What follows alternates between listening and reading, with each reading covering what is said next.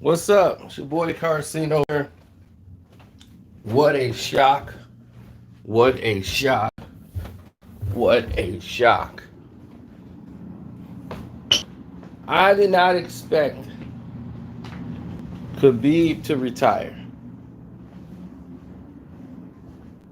So I would say I'm one of the people who are stunned right now in total shock as this went down. I never saw it coming. I was nothing planned. I was stunned he walked away from the game the way he did.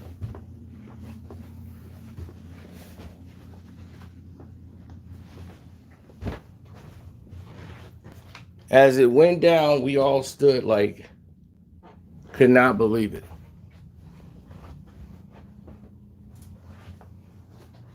And you got one of the first to see my new laptop. I finally opened it after a month of having it. The new laptop is open.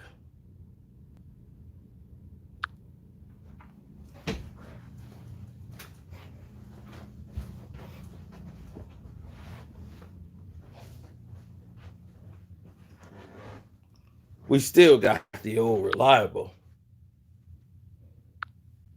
getting the job done. But now we got another one in position. And we got the tablets. We got to be ready to go at all times. Don't forget to hit the like button.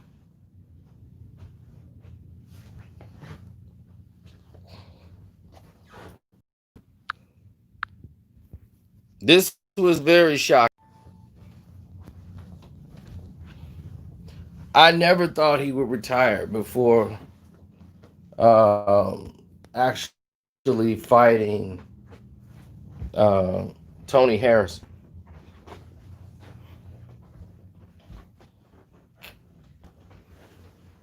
You know, and Tony Harrison's loss. Tony Ferguson. I don't know why I'm saying Tony here. Tony Ferguson's loss, which was a shock to everybody, but you can blame COVID conditions playing a part in his losing.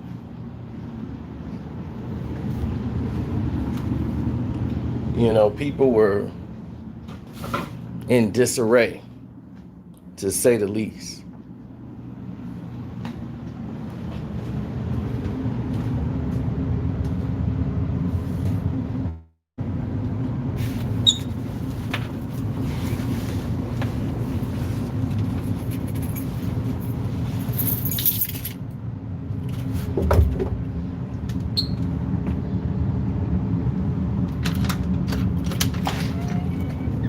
For me, things were a little shaky because Khabib is a fighter you respect, you know. I put a lot of stock into him. I knew he was great the moment I saw him.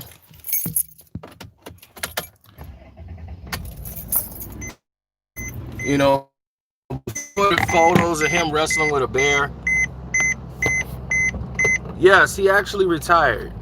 A lot of people don't remember he lost his father due to COVID. You know, all this traveling back and forth, you know, and the way the virus hit, you know, he really believes that played a part in his father and just losing his father the way he did, and him agreeing to do this fight against his mother's wishes, you know, to go into a bout without his father. You know, they're very cultural. So this could be emotion. That's why his decision was made up before the fight. When he made the announcement in the ring and explained it, you know, his mind was made up before the fight that this would be his last one. He kind of really don't want to retire, but he don't want to be a man that don't keep his word. He promised his mother that he would retire, and he did. You know, it was very hard for him to go into this fight without his father, and if you know how close they are, with his father not being around and that nature, it just, it's hard for him to get up to do it. I understood it. I still understand it. And he has my full support.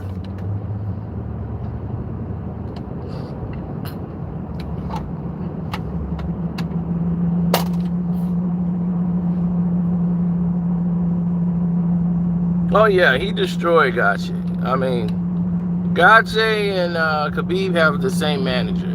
They've wrestled against each other before.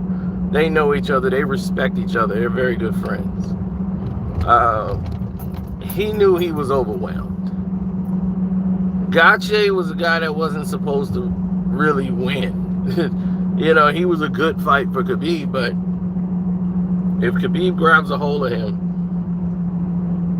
it's over.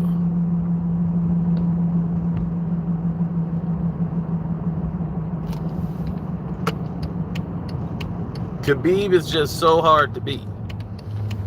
You got to have the right type of mental attitude to be able to grind it out with him. You got to have the size and strength. You got to have all of these things in your favor before you can even consider challenging him to a bout. Because if not, you're just wasting your time.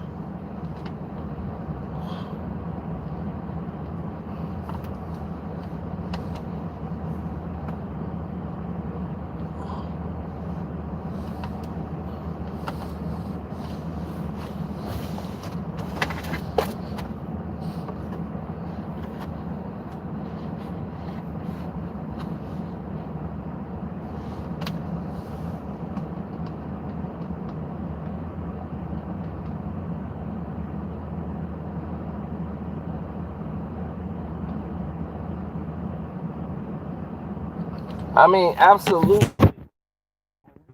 Think some of the greatest that ever did it.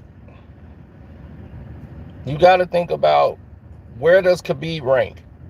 He never lost in the UFC. Never. He destroyed all Dana White's competition. Now, what you think Dana's going to do now?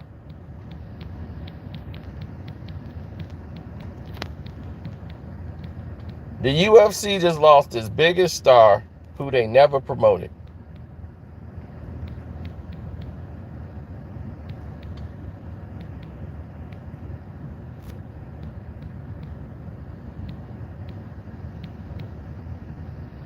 Now, a lot of people are going to say, before you do that, Sino, let's be honest. Khabib is not one of those guys. It's like promoting Kawhi Leonard or LeBron. Which one would you promote? It's like, I get it. Khabib don't have the personality of a LeBron James. He does not possess the personality of a Conor McGregor. Conor McGregor is really good at the marketing and the selling, but he's very limited as a fighter. And I tried to point that out before he even lost his first fight. I told you here, I took a lot of slack from it, but I told you,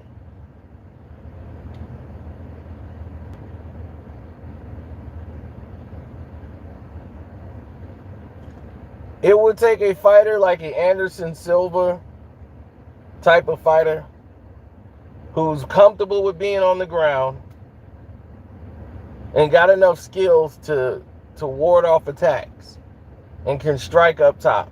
You got to have some length. You got to be able to strike with your legs and your hands.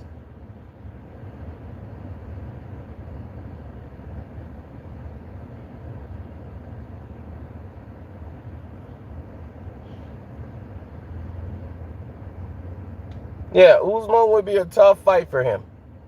That would be a stellar fight.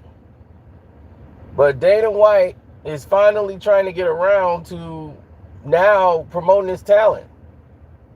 But because I'm like, you got this super talented division now, because the cream rose to the top. While you were promoting Conor, when Conor wasn't fighting anybody, for the past 3 years, Conor McGregor has done absolutely nothing really in the UFC.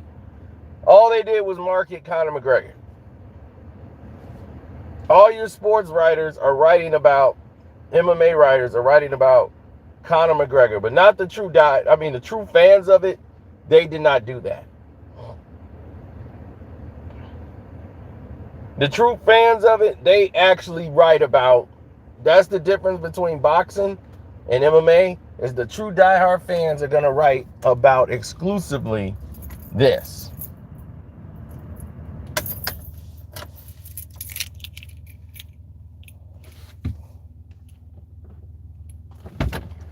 I mean, they trying to get a fight deal finalized with Manny Pacquiao and Conor, but the reason why it ain't announced because we really don't know. I mean, truly, we don't know anything yet.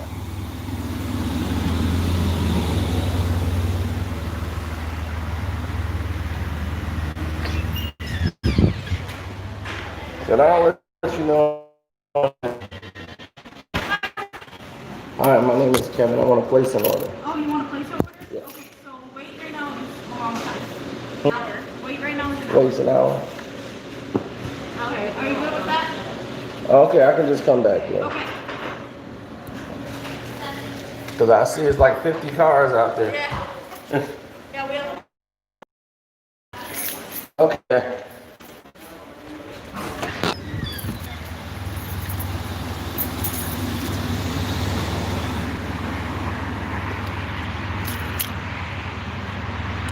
Man, I gotta wait an hour to eat.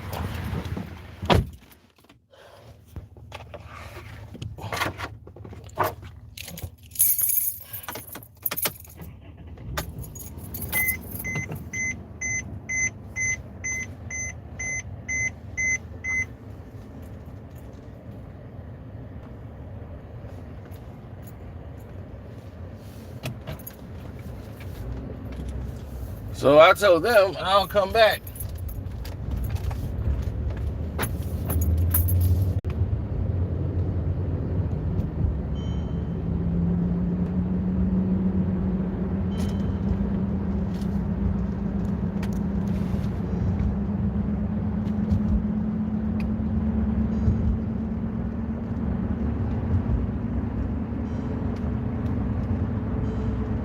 You're right, the Jon Jones style would be hard for Khabib because he would have to guard against leg strikes, up strikes, and somebody he's going to have a hard time getting to the ground.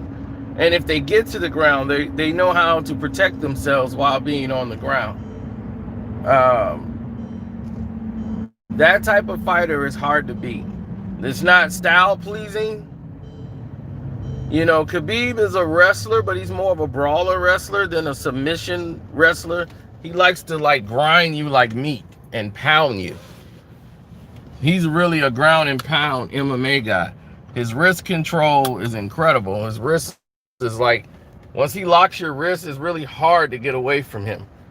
He locks your body in and it's really hard. That little guy is very strong.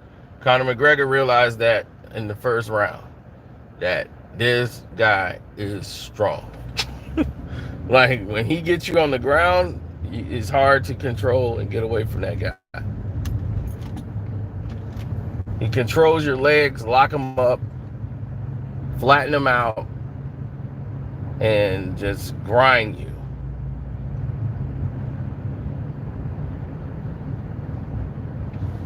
For me, I've already seen this work. I've seen his work ethic in other fights when Dana White didn't want to take him seriously. He was grossly underpaid. And then when it finally came to the time they had to pay him because they thought, okay, well, Conor could beat him. Let's just make the fight and then Conor can beat him by decision or something. We get him to the cards. It wasn't going to work. Conor couldn't beat that guy. Not in a million years. I told people before that, I said Tony Ferguson and Khabib will beat Conor. Don't put Conor in the ring with them. He will not survive. I was right. For a guy who supposedly don't know anything about MMA, I don't watch MMA enough to make that kind of observation. When Conor was undefeated, I told you, I said Conor's going to lose his next fight. And I gave you a reason why, because it's the same thing in boxing. They were doing the same thing in MMA. What Dana was doing was keeping Conor McGregor fighting smaller guys, sweating him down, beating guys at 130, 135. Conor was killing himself to make weight. So that when he got in the ring, don't forget to hit the like button, people. I know my page is going under this, whatever they're doing right now to it. So we're hopefully they can get through the nonsense that they're doing to it, and we can get back to normal and making videos for the people. But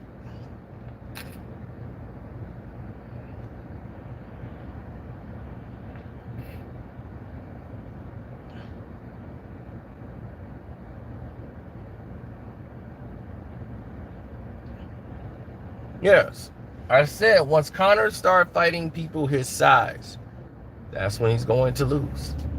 Although it's too small, really, for Conor. He got caught coming in, but Conor is much bigger than him. That's why it was his last fight there, because he couldn't continuously make that weight. But once he started going up in weight and fighting guys his size, now Conor's going to be in trouble. I told people that.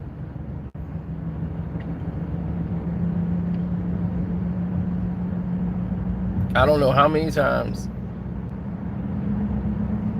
I told him that like a million times.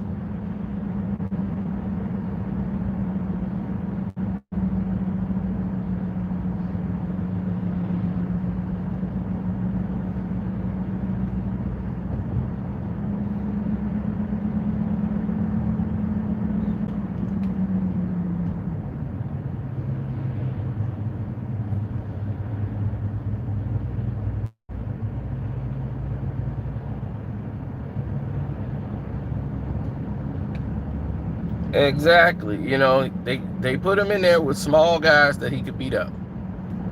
Once he started fighting guys his size, he was in trouble. Then he's fighting guys that's coming off injury. You see, people never get to understand or hear these things or know anything unless you're paying attention. Guys were taking fights coming off an injury. They hadn't been training. So you got guys that haven't been training. They're coming off an injury. You know, what type of fight they're actually going to present in the ring. They're going to gas out eventually. And then all his victories were being stoppages. And I said, this guy can't go 3-4 rounds. Let's see this guy go to decision. Let's see what he's made of. And with Nate Diaz, I knew Nate, you could beat on him. I was just afraid to bet, like go to the Vegas line and bet, because Nate cuts. And I said, well, they're gonna score the blood and they'll stop the fight on cuts, but Nate'll be okay. That's what my fear of that fight. So I bet the people in the bar, and oh yeah, you can see that video. That video is classic. I got it on my YouTube channel. My buddy who was going for Conor, he's a Conor fan. We went out to the bar, man. I bet him. He was so distraught, losing that money to me. Because I couldn't break the house, because I knew it was going to happen. But I couldn't bet on the fact that how Dana would score this fight. Had him stop the fight. And you know, people know you don't stop a Nate Diaz fight because he gets wobbled or he drops. He's going to get up and keep coming. And I knew that was going to be a problem for Conor. Yeah, you might drop him. He's going to cut. He's going to go whatever. And the fight's still going on because he's got conditioning.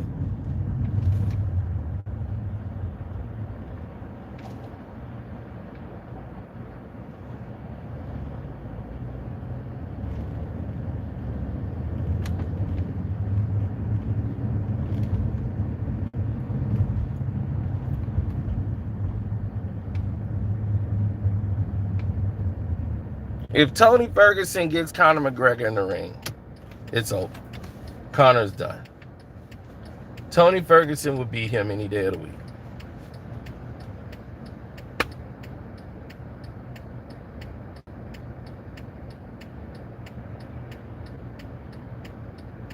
I still think that's the toughest fight out there for him, besides Usman, Tony Ferguson. That still would be a tough fight. So when Tony lost, everybody's like, yeah, what you think about Tony now? See, I'm like, look, I think Khabib would win the fight, but that's still a tough fight for him. Just because somebody loses to another fighter don't mean like, hey, that's the fight business, the fight game.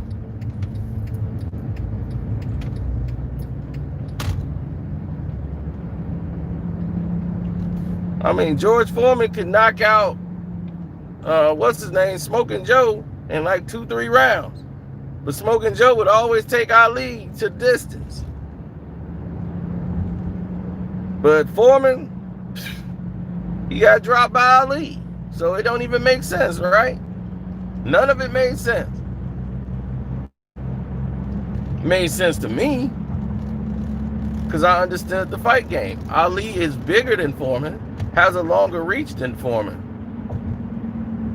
Foreman was fighting a guy his size. So instead of Ali throwing down at a little guy, when Ali is not a flat-footed power puncher, Ali likes to stay on his toes and move around and throw jabs. Foreman's throwing bombs.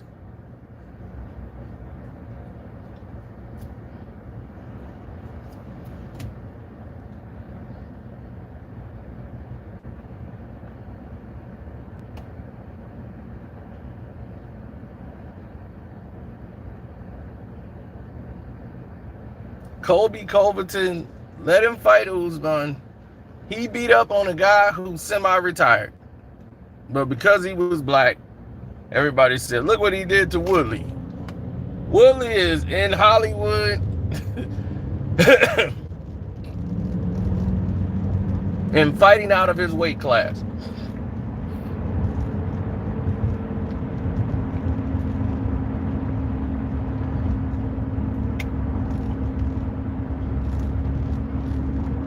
What Kobe's trying to do is be the next Conor McGregor.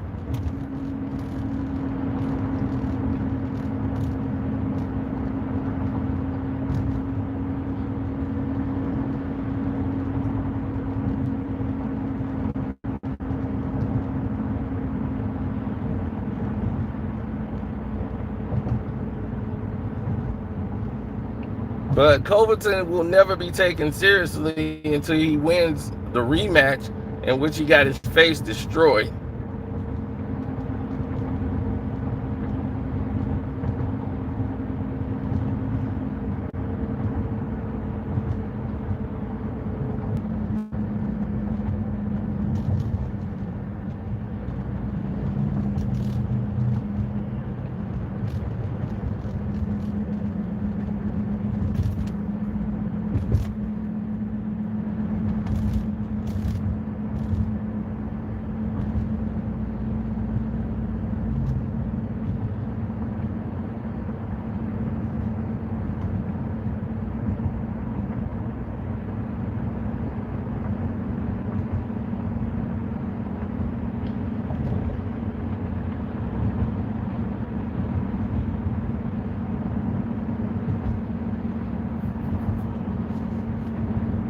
I mean, right now, the UFC is in a position where they need to promote their talent.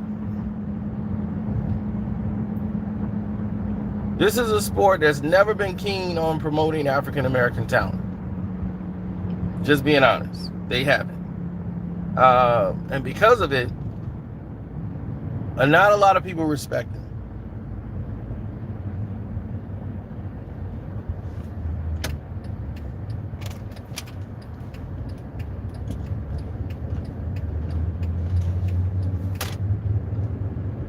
African American talent was normally used to promote something that they didn't need to promote.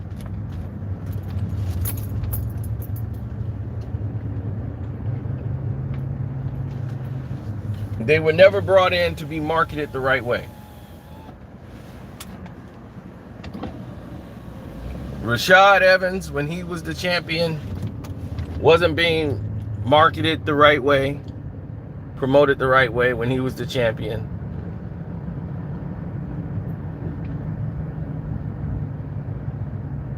Loyola Machado, he wasn't promoted the right way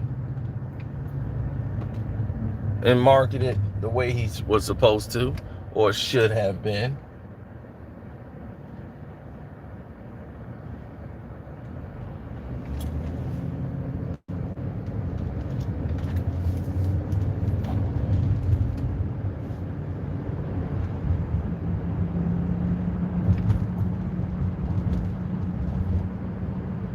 So there were a lot of different things transpiring there.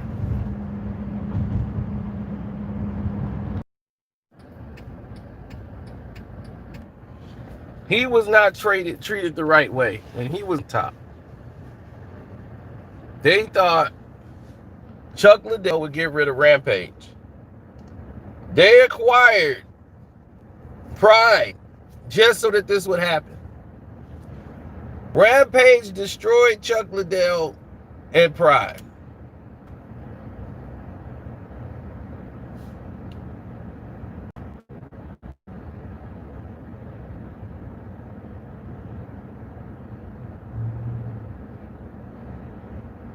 When they were fighting tournament style, which means they were fighting the old UFC way, where you're fighting 3 fights in one night.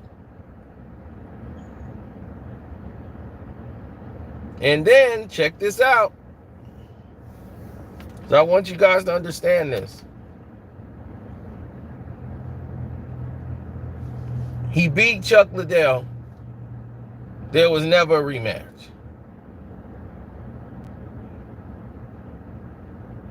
The biggest fight was over in seconds. There was never a rematch.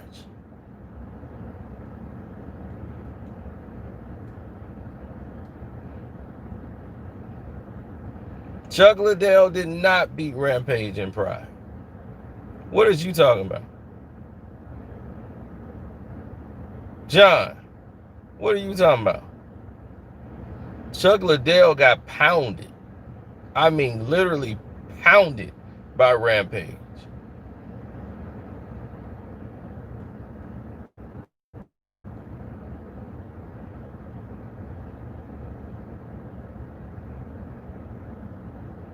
I didn't know he was a fighter. He was.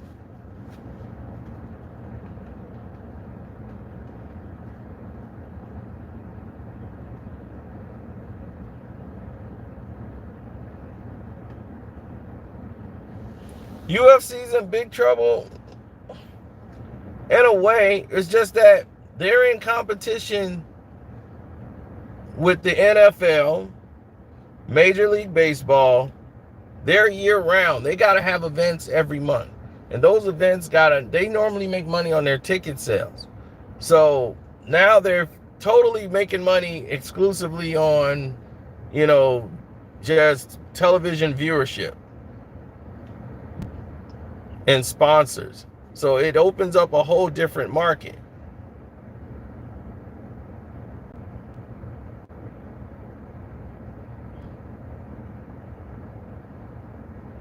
Yeah, it's definitely hurt the business a lot more than it's helped the business, but we'll see.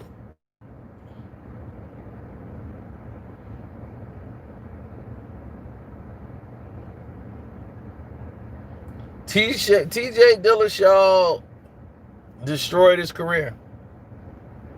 Destroyed it. One of the best fighters, but he could not make weight without killing himself. And look what happened.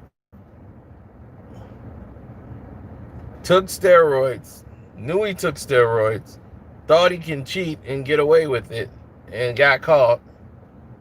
And look what happened.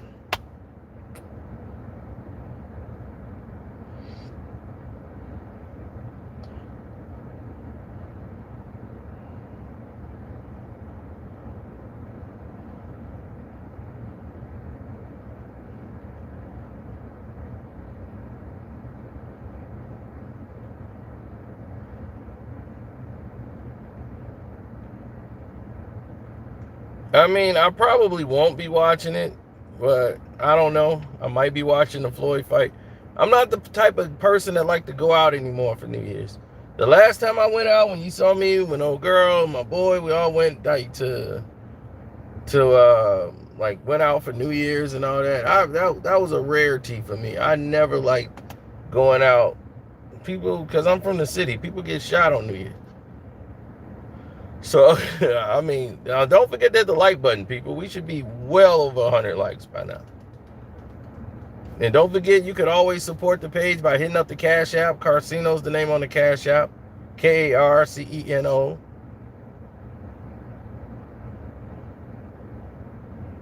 Now, the Reyes fight I didn't see against Jon Jones. But I know the first Gustafsson fight, definitely he won. He beat Jon Jones. But they couldn't have Jon Jones lose like that. So they robbed it. They wanted to make it a big event where they could do a rematch now. They finally got someone that could beat Jon Jones. But because they have a betting line on it, anybody that betted on Gustafsson would have cleaned them out.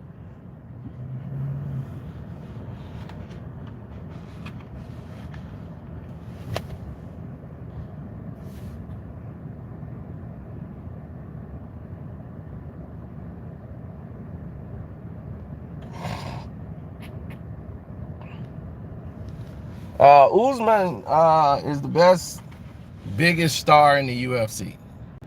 I mean, he's marketable, he's good. He's somebody you can make the sport around. They have a great talented division with him, so you can make a lot of great fights with him. You put Conor in there with him, and then let's see what happens. We already know what's going to happen, but put Conor McGregor in with him. Conor don't want no part of him. Conor rather fight Manny Pacquiao and just try to make a bunch of money and get out. But we know what he is.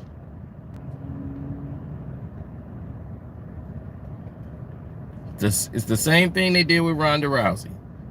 She's the most greatest athlete in the world. I'm like, huh? And they got ESPN, the magazine, everybody talking about she could beat Floyd Mayweather, all this. It was incredibly stupid that people was following this, but they were playing on your mind. It's all part of the marketing, but she bought into it. She really believed it, that she was really this good, and till somebody really exposed her. And I was telling people that was going to happen.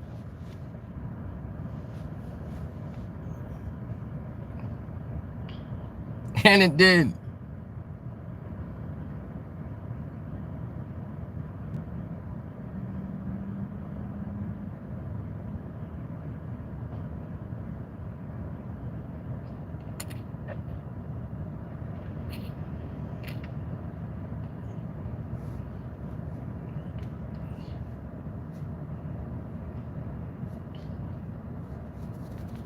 Oh, yes, sir. I mean, the thing about Khabib is this guy was wrestling bears as a kid. Farmer's son, like you said, he's a farmer's son. It's Muslim faith over in Russia. I mean, he's totally loved over there.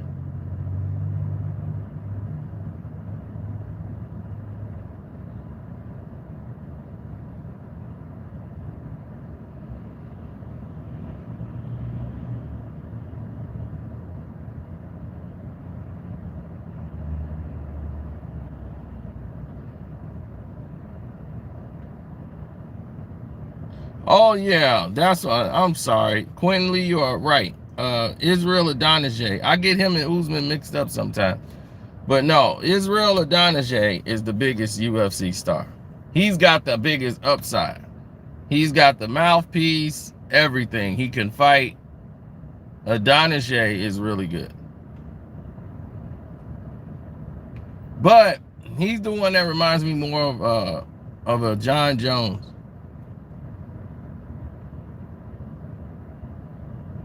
But his style sometimes is not like appeasing. In UFC, they care about a bloodbath than at the actual sport itself. And that's the problem.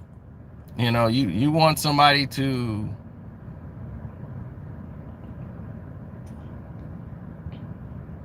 that's going to, you know, really put focus on it.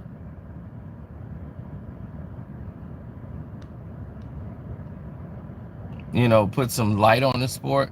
But Adonis, yes, he's definitely. Quentin Lee, you're absolutely correct on that one. So all the new people here, don't forget to subscribe, man. This is Carcino's quest for food. Let me go ahead and place my order.